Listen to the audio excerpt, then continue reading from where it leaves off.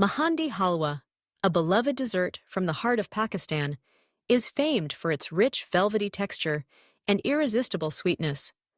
To prepare this viral version, start by selecting the finest semolina, as its quality will define the halwa's signature grainy consistency. Begin by placing a heavy-bottomed pan over low heat and add a generous amount of clarified butter or desi ghee.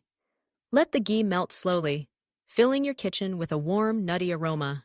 Once the ghee is hot, add the semolina, stirring continuously to ensure even roasting. The key is patience. Allow the semolina to toast until it turns a golden shade and releases a fragrant, toasty smell.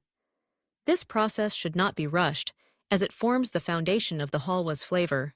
When the semolina achieves the desired color, gradually pour in full-fat milk, stirring constantly to avoid lumps.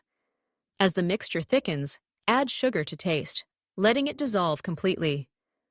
The halwa will begin to bubble, and you'll notice it pull away from the sides of the pan, indicating it's nearly ready. At this stage, enrich the halwa with a touch more ghee and a sprinkling of crushed cardamom for that classic, aromatic finish.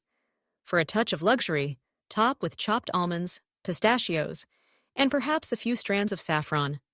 Let it cook for a few more minutes, allowing the flavors to meld and the texture to become sumptuously smooth.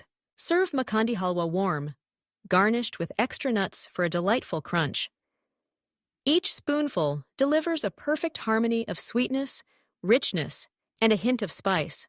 A true testament to traditional South Asian desserts, now taking the internet by storm. Indulge and share the magic of this viral Makhandi halwa with family and friends.